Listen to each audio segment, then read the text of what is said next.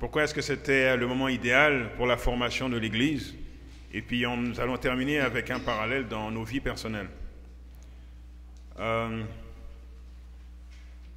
Courbons la tête pour la prière. Éternel notre Père, notre Dieu, encore une fois, nous voulons te remercier de l'opportunité que nous avons de nous réunir ici ce matin pour te prier, pour étudier ta parole ensemble, pour te rendre un culte. Seigneur, c'est un privilège et nous voulons manifester notre reconnaissance à chaque fois. Que ton Esprit Saint nous anime, Seigneur, et que suite à cette méditation, nous soyons plus confiants que tu contrôles nos vies et que tu veux notre bien par-dessus tout, et que toutes choses concourent au bien de ceux qui aiment Dieu, et que les choses se font parfaitement en leur temps. C'est au nom de ton Fils Jésus que nous t'avons prié. Amen. Le message de ce matin a pour titre « La plénitude des temps ». Ouvrez vos Bibles dans Actes, chapitre 1er. Actes, chapitre 1er et le verset 6. Donc, je vous invite à avoir vos Bibles avec vous, car nous allons voir plusieurs passages afin que vous puissiez mieux me suivre. Actes, chapitre 1er, à partir du verset 6. C'est écrit « Alors les apôtres réunis lui demandèrent, « Seigneur, est-ce en ce temps-là que tu rétabliras le royaume d'Israël ?» Il leur répondit, « Ce n'est pas à vous de connaître les temps ou les moments que le Père a fixés de sa propre autorité. » Donc là, Jésus est en train d'enseigner ses disciples dans les 40 jours qu'il a passés sur terre avec eux avant de monter au ciel. Et les disciples veulent en savoir un peu plus. Et ils lui demandent, est-ce que c'est en ce temps-là que tu vas rétablir le royaume en Israël? Et Jésus, dans sa réponse, il montre clairement que les événements de ce monde sont fixés, les temps des événements de ce monde sont fixés par le Père de sa propre autorité.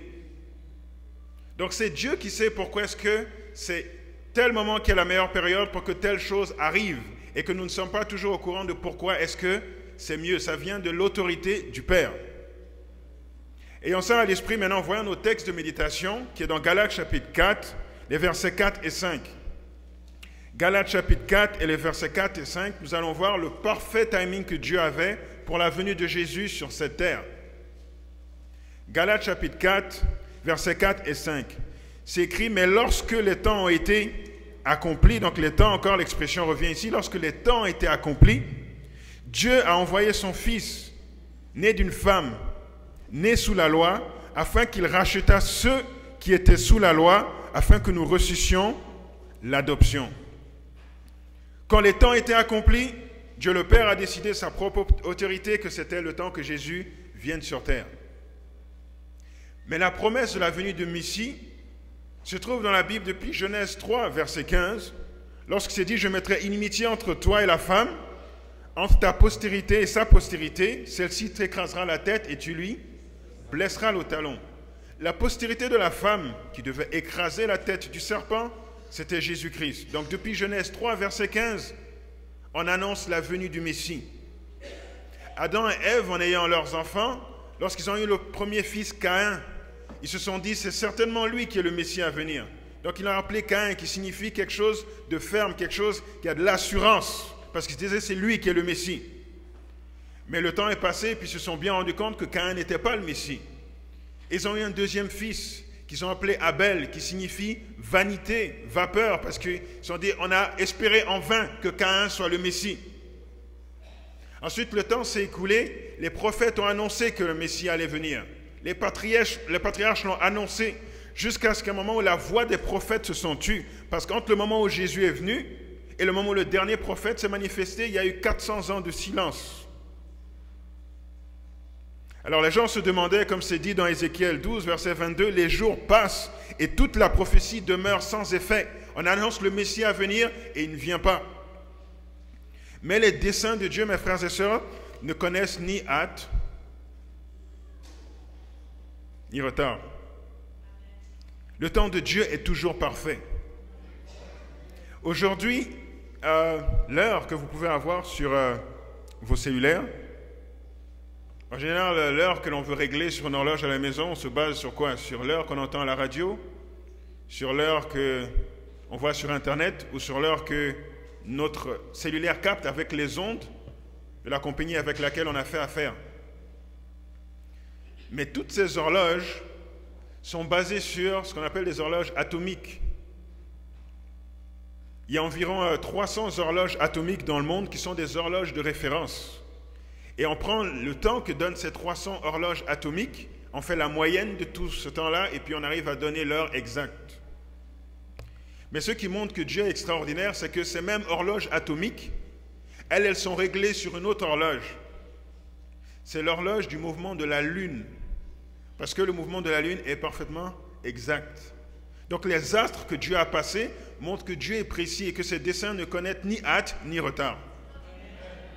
Un exemple de cela se trouve dans Exode chapitre 12, au verset 40. Lorsque Dieu voulait délivrer les enfants d'Israël, il avait dit à Abraham auparavant, « Ta postérité va être dans ce pays en captivité pendant 400 ans ou 430 ans. » Et ce que Dieu avait annoncé s'est accompli parfaitement et le texte nous dit carrément au jour près. C'est Exode chapitre 12, versets 40 et 41. C'est dit, le jour des enfants d'Israël en Égypte fut de 430 ans. Et au bout de 430 ans, ensuite ça dit, le jour même, toutes les armées de l'Éternel sortirent du pays d'Égypte. Donc au jour près, la prophétie de Dieu s'est accomplie quant au temps où les enfants d'Israël devaient sortir du pays d'Égypte. De la même manière, l'heure que Dieu avait décidée pour la venue du Fils devait s'accomplir au jour près, dans la prophétie que l'on trouve dans Daniel chapitre 9. C'est pour ça qu'on lit dans Galates 4, comme on a vu tout à l'heure, mais lorsque les temps ont été accomplis, Dieu envoya son Fils, né d'une femme, né sous la loi, afin qu'il rachetât ceux qui étaient sous la loi, afin que nous reçussions l'adoption. Maintenant, essayons de pénétrer, avec la révélation bien sûr, dans la sagesse de Dieu le Père pour savoir pourquoi est-ce qu'il a décidé que le moment où Jésus est venu sur terre, c'était le meilleur moment pour qu'il vienne. Pourquoi Jésus n'est pas venu 500 ans avant le temps où il est venu? Pourquoi il n'est pas venu à l'époque du Moyen-Âge? Pourquoi Jésus n'est pas venu en 2010? Pourquoi c'est il y a 2000 ans que Dieu le Père a décidé que c'était le moment parfait pour envoyer son Fils sur la terre? Alors il y a 7 raisons que j'aimerais vous montrer, 7 raisons que j'aimerais explorer avec vous pour montrer pourquoi est-ce qu'il y a 2000 ans c'était le moment parfait pour que Jésus vienne sur terre. Raison numéro 1, quand Jésus est venu, les nations se retrouvaient sous un même empire qui était l'empire romain. Donc il y avait un seul gouvernement qui dominait la planète. Le monde habité connu d'alors. Donc, lorsque l'évangile se répandrait sous un seul royaume, ça serait facile parce que tout est sous un même gouvernement. Donc c'est la première raison pour laquelle c'était propice il y a 2000 ans. La deuxième raison, c'est qu'il y avait une langue commune qui était bien répandue, c'était la langue grecque. C'est pour ça que le Nouveau Testament est écrit en grec. Bien que c'était les Romains qui étaient là avec le latin, mais ils avaient gardé l'héritage de l'Empire grec. Donc le grec était une langue communément répandue dans l'Empire romain.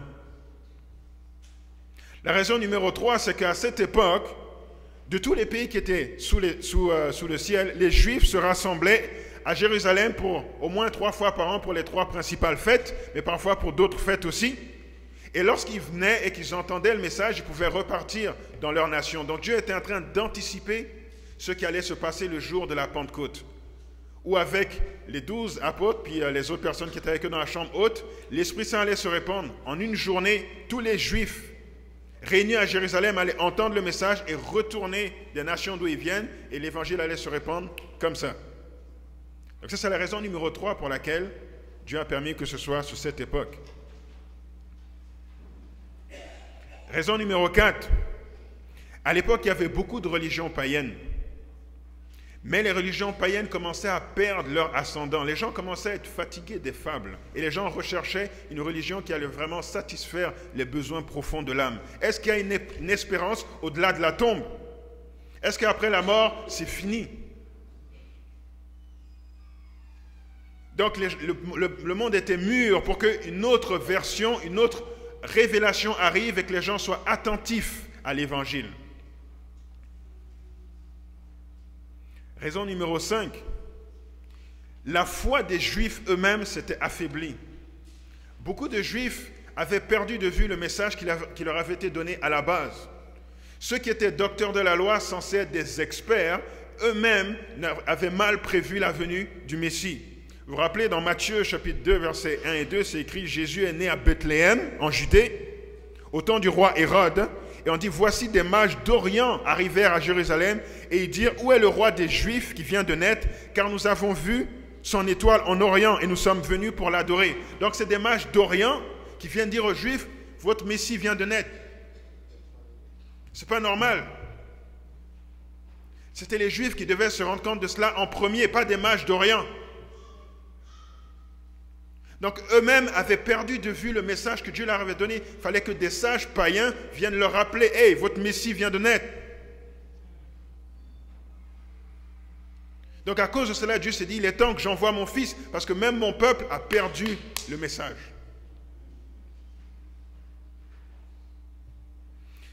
Raison numéro 6.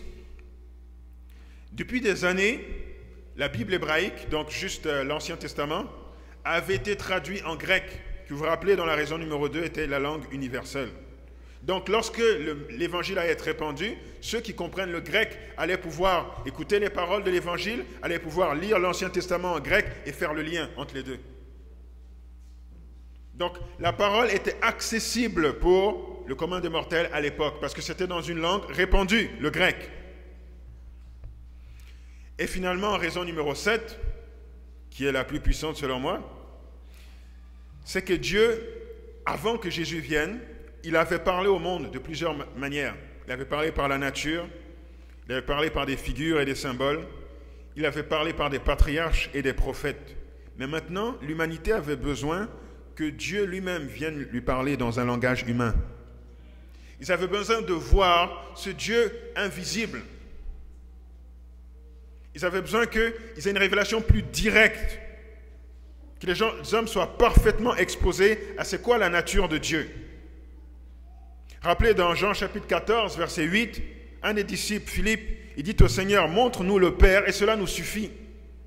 Et Jésus lui dit, il y a si longtemps que je suis avec vous et tu ne m'as pas connu, Philippe. Celui qui m'a vu a vu le Père. Comment dis-tu, montre-nous le Père? Ne crois-tu pas que je suis dans le Père et que le Père est en moi? Les paroles que je vous dis, je ne les ai dit pas de moi-même, et le Père qui demeure en moi, c'est lui qui fait les œuvres. Donc, lorsque Jésus est venu, sa mission, c'était quoi? C'était montrer aux hommes comment est le Père. Parce que malgré qu'il y avait la Bible hébraïque, malgré que son peuple était sur terre, qui était en train d'oublier son message, les gens ne savaient pas qui était Dieu. Donc Dieu voulait montrer la meilleure démonstration possible de qui il est. Et ça s'est fait parfaitement en Jésus-Christ. Maintenant, dans le ministère de Jésus, le parfait timing de Dieu s'est manifesté également. On va voir quelques exemples. Cette fois, ouvrez vos Bibles dans Luc chapitre 3, au verset 23. Luc chapitre 3 et le verset 23.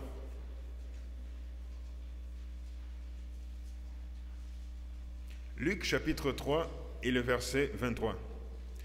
C'est écrit, Jésus avait environ 30 ans lorsqu'il commença son ministère, étant comme on le croyait fils de Joseph, fils d'Élie. Est-ce que vous vous êtes déjà posé la question, pourquoi est-ce que Jésus a commencé son ministère à 30 ans? Pourquoi il n'a pas commencé à 19? C'était le Messie, non? Il était déjà parfait. À 19, il aurait pu commencer. Pourquoi pas à 25 ou 35 ou 45, comme ça il aurait été un peu plus mature, puis les gens l'auraient pris plus au sérieux. Pourquoi c'est à 30 ans qu'il a commencé son ministère? Alors je me posais la question jusqu'à ce que je tombe sur ce texte. Allez dans Nombre, chapitre 4 et le verset 3. Nombre, chapitre 4 et le verset 3.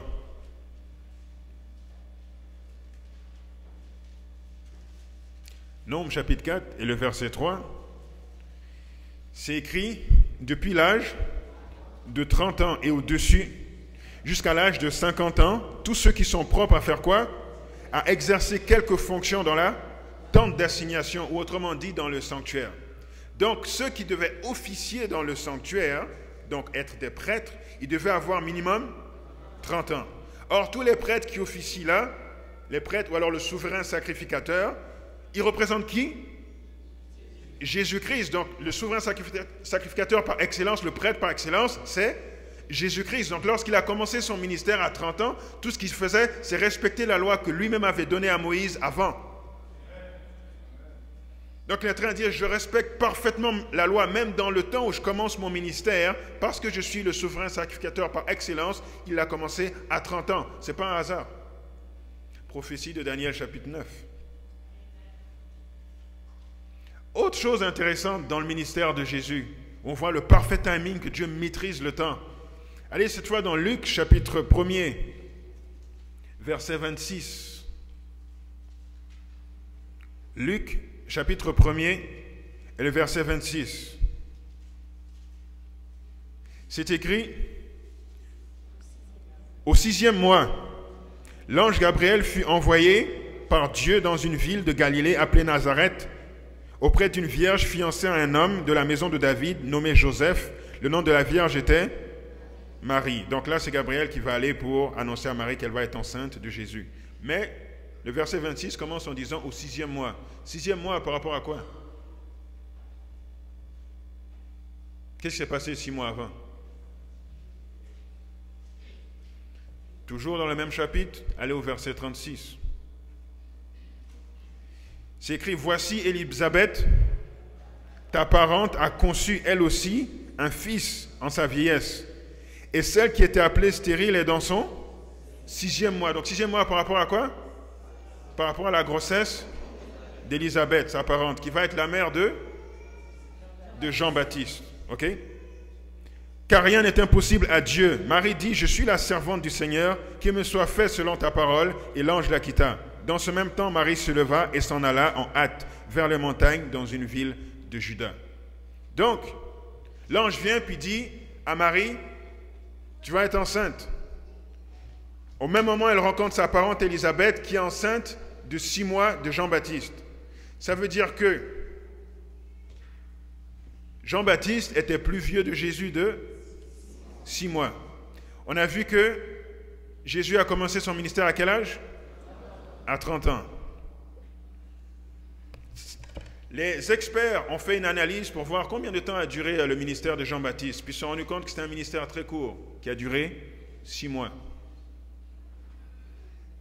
C'est-à-dire que Dieu le Père, il avait calculé que je dois envoyer Jean-Baptiste pour préparer le peuple juif à recevoir le Messie. Parce que vous vous rappelez, ils avaient perdu un peu leur message. Donc Jean-Baptiste était là pour les réveiller le temps que Jésus arrive. Jean-Baptiste, quand il arrive, il commence son ministère, il a exactement 30 ans. Il respecte ce qu'on a vu dans Nombre. Il fait un ministère de 6 mois. Quand il termine son ministère, Jésus a exactement 30 ans. Et lui, il commence son ministère. Est-ce que vous voyez? Exactement la perfection de Dieu avait prévu, même dans l'âge de ses serviteurs, que ça devait être conforme à ce qu'il avait mis dans sa parole. Donc le parfait timing de Dieu se retrouve partout dans le ministère de Jésus. Quand il allait voir la femme samaritaine auprès du puits, ce n'était pas un hasard, c'était un parfait timing. Lorsqu'il a guéri la personne à la piscine de Bethesda, ce n'était pas un hasard, c'était un parfait timing. Lorsqu'il a guéri la femme qui avait la perte de sang, ce n'était pas un hasard, c'était un parfait timing. Lorsqu'il a guéri la fille de la femme syrophénicienne qui était possédée d'un démon, ce n'était pas un hasard, c'était un parfait timing. Lorsqu'il a guéri le serviteur du centenier romain, ce n'était pas un hasard, c'était un parfait timing. À chaque fois, Jésus est en train d'exercer la volonté du Père à la minute près. Jusqu'au dernier moment de sa vie, dans Gethsémane, il y a encore un parfait timing qui, moi, m'éblouit encore plus que les exemples que l'on vient de voir auparavant. Cette fois, allez dans Matthieu, chapitre 26. Voyons le parfait timing de Dieu dans Gethsémane. Matthieu, chapitre 26, verset 45. Matthieu, chapitre 26, au verset 45. C'est écrit, « Puis il alla vers ses disciples et leur dit, « Vous dormez maintenant et vous vous reposez. Voici l'heure est proche et le Fils de l'homme est livré aux mains des pécheurs. Levez-vous, allons, voici celui qui me livre s'approche. » Maintenant, regardez verset 41, il dit, comme il parlait encore, voici Judas, l'un des 12, arriva, et avec lui une foule nombreuse armée d'épées et de bâtons, envoyée par les principaux sacrificateurs et par les anciens du peuple. comme il parlait encore. Maintenant, juste récapitulatif pour que vous vous rappeliez qu'est-ce qui s'est passé ce jeudi soir-là de Gethsémani. Jésus est allé dans Gethsémani, il priait avec ses disciples, enfin ses disciples dormaient, puis lui il priait. Il a eu le temps de prier au moins 1 heure, de revenir prendre une pause, il dormait. Il est retourné prier, environ encore 1 heure, de revenir prendre une pause, il dormait. Une 3e fois, il allait prier. L'ange de Dieu l'a réconforté, il est venu, il a parlé à ses disciples, et alors qu'il parlait, Judas est arrivé pour le livrer. Maintenant, si moi j'étais à sa place, à la place de Jésus, et que je savais que ce soir-là, j'allais avoir une prière où j'allais transpirer du sang tellement que c'était intense, ce soir-là, je ne ferais rien d'autre que juste prier. Mais ce n'est pas ça que Jésus a fait. Ce même jeudi soir, Jésus a dit aux disciples, allez préparer la salle pour la Pâque. Ce même soir, Jésus a pris le temps de laver les pieds de chacun de ses disciples. Ce même soir, Jésus a pris le temps de partager un repas avec eux. Ce même soir, Jésus a pris le temps de donner une chance à Judas de se repentir. Ce même soir, Jésus a pris le temps de chanter des cantiques avec ses disciples. Ce même soir, Jésus a eu le temps de dire à ses disciples, allons au jardin de Gethsémani, priez avec moi. Ce même soir, il a eu le temps de venir 2 fois exhorter ses disciples pour qu'ils se réveillent parce que le temps est critique. Et ce même soir, juste quand il vient leur parler, alors qu'il parle, Judas arrive pour le livrer. Je me dis, non, ça c'est incroyable. Même jusque-là, c'était programmé. Et ensuite, Jésus est allé à la croix et a subi le supplice pour vous et moi. Maintenant, je regardais ça. Je me dis, Jésus est notre parfait exemple. Ce que Dieu a fait à travers son Fils, c'est ce qu'il veut faire à travers nous aussi.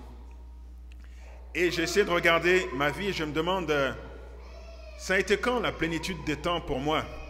Quand est-ce que Dieu a vu que le temps était mûr pour que je me convertisse, pour que j'accepte sa parole? Et j'ai analysé, puis j'ai essayé de remonter dans le temps pour voir où est-ce qu'il avait commencé son travail. Donc je suis limité, mais j'ai pu au moins remonter jusqu'à mon grand-père.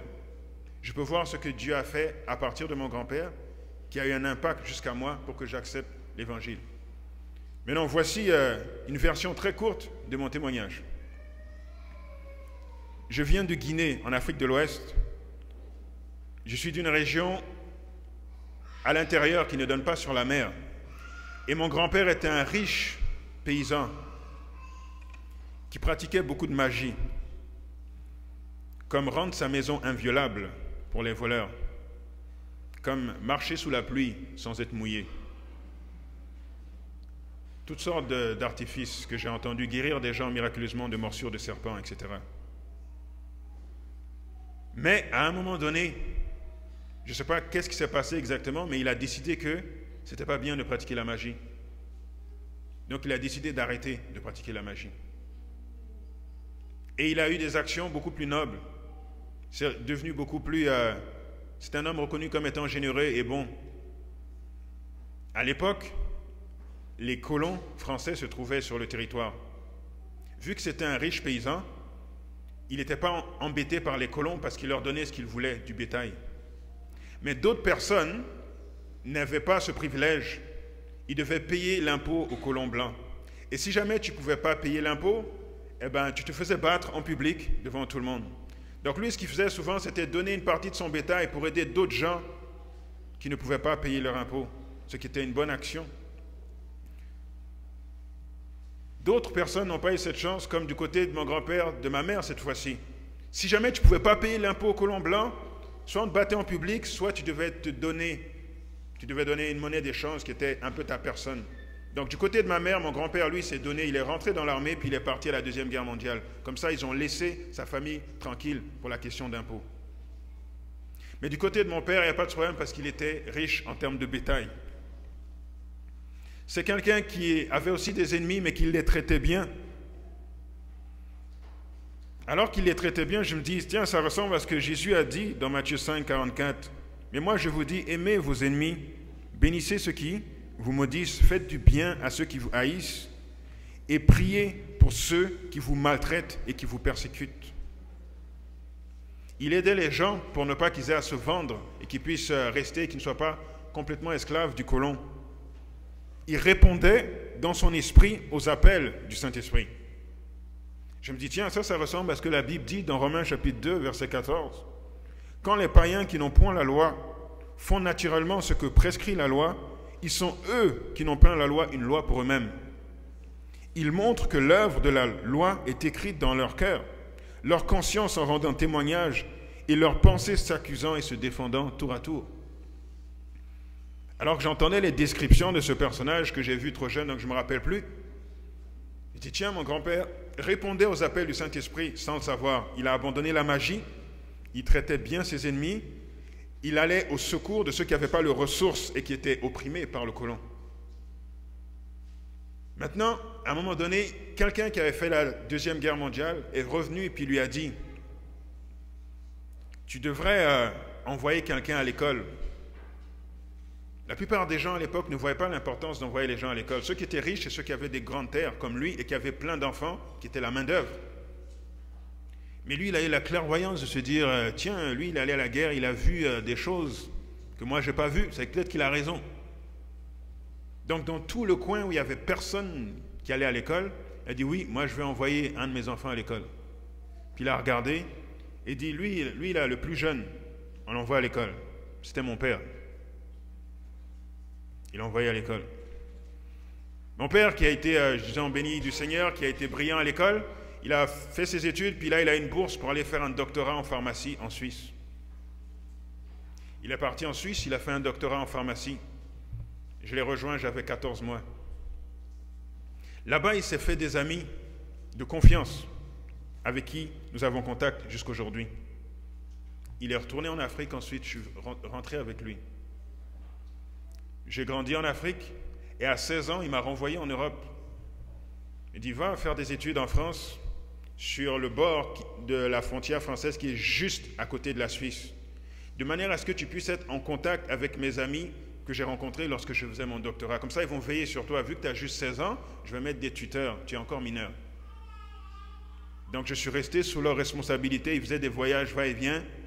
C'était pas très long, là. C'est comme aller de Montréal à Laval pour voir si j'allais bien, pour voir si je poursuivais mes études. Alors que j'étais dans ce contexte-là, j'ai rencontré une camarade de classe dont la mère était adventiste. Cette dame m'a invité à l'église, comme vous avez déjà invité des amis à l'église. J'ai été en contact avec la parole et c'est ce qui fait qu'aujourd'hui je suis converti. Amen. Et maintenant, si vous voyez la procédure de Dieu, Dieu il a commencé avec mon grand-père, il a dit il faut casser la magie. C'est que lui, il a arrêté la magie. Parce qu'il a arrêté la magie, développer plus de bonté. Parce qu'il a développé plus de bonté, plus de clairvoyance, il a vu il faut que j'envoie mon fils à l'école. Parce que son fils est allé à l'école, il est allé en Europe. Parce que mon père allait en Europe, il a mis des contacts, qui m'a renvoyé là-bas, j'ai pu rentrer en contact avec les adventistes, je suis adventiste. Est-ce que vous voyez le travail de Dieu qui calculait ça depuis des générations? Dans la région d'où je viens, il n'y a pas un seul, je suis le seul adventiste. Il n'y a pas une seule église, les gens ils ne savent pas qu'est-ce que c'est. Quand je me suis converti, ma mère m'a dit même, tu es une honte pour notre famille, il n'y a que toi qui es chrétien. Bon, aujourd'hui, elle voit que je ne suis pas fou. Elle voit que ça a valu la peine.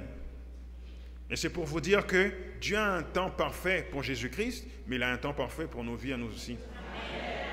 Quel est le temps parfait qu'il a pour vous maintenant, puis qu'il a pour vous à venir? Vous ne savez peut-être pas toujours, mais si vous continuez à marcher droitement avec lui, il va vous montrer au fur et à mesure.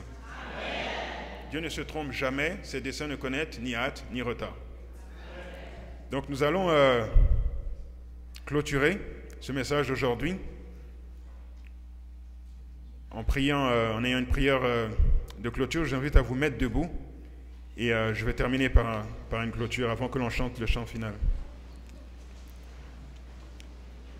Ecclésiaste chapitre 3 et le verset 11 dit « Il fait toutes choses bonnes en son temps. Même il a mis dans leur cœur les pensées de l'éternité, bien que l'homme ne puisse pas saisir l'œuvre que Dieu fait du commencement jusqu'à la fin. » Prions ensemble. Éternel, notre Père, notre Dieu, merci de montrer que tu as un contrôle parfait de notre vie, Seigneur. Que rien ne t'échappe. Même lorsque nous avons l'air déboussolés, Seigneur, toi tu sais exactement où est-ce que tu voulais nous mener. Aide-nous à te faire confiance. Aide-nous à voir dans l'exemple parfait de la vie de Jésus-Christ que tu veux faire la même chose pour nous. Aide-nous à témoigner, Seigneur, de ta bonté, à témoigner de ta sollicitude. et que d'autres personnes soient encouragées, Seigneur, alors qu'ils voient le chaos dans leur vie, qu'ils se rendent compte en te connaissant qu'il n'y a aucun chaos pour toi, Seigneur, que tout est sous contrôle et que tout ce que tu demandes, c'est que nous te remettions nos cœurs et ainsi toutes choses vont concourir au bien de ceux qui t'aiment. C'est ma prière pour chacune des personnes ici présentes. C'est au nom de ton Fils Jésus que nous t'avons prié. Amen.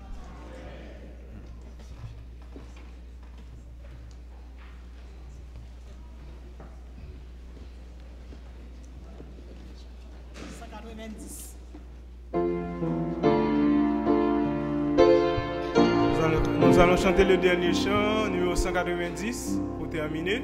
Donc, tout ce que nous pouvons dire, c'est remercier notre Dieu. Remercier notre Dieu parce que nous avons été bénis tout au long de cette semaine. La parole de Dieu a été prêchée avec force et vigueur. Et nous ne pouvons pas dire que c'est un enseignement que nous avons reçu de notre Dieu. Je ne sais pas si vous qui n'étiez pas là au cours de cette semaine, je pense que j'ai enregistré toutes les vidéos, tous les messages. Si vous les voulez, parce que c'est très important, frères et sœurs, que vous soyez vraiment imbus de la parole de Dieu, que vous ayez cette connaissance. Parce que frère Aboubakar, c'est un serviteur de Dieu. C'est un serviteur de Dieu. Nous disons merci à notre Dieu encore une fois, que la parole de Dieu soit toujours dans sa bouche pour partout où il passe, qu'il soit prêt à délivrer la parole de Dieu. Que Dieu vous bénisse chacun d'entre nous. N'oubliez pas, il y a le rendez-vous à Saint-Léonard tout de suite après pour ceux qui ont donné et qui ont rempli le papier pour la collecte de sang. Et ensuite, plus tard, vers 6 heures ici pour le concert des enfants. Merci, que Dieu vous bénisse. Nous allons chanter au numéro 190 des hymnes et louanges.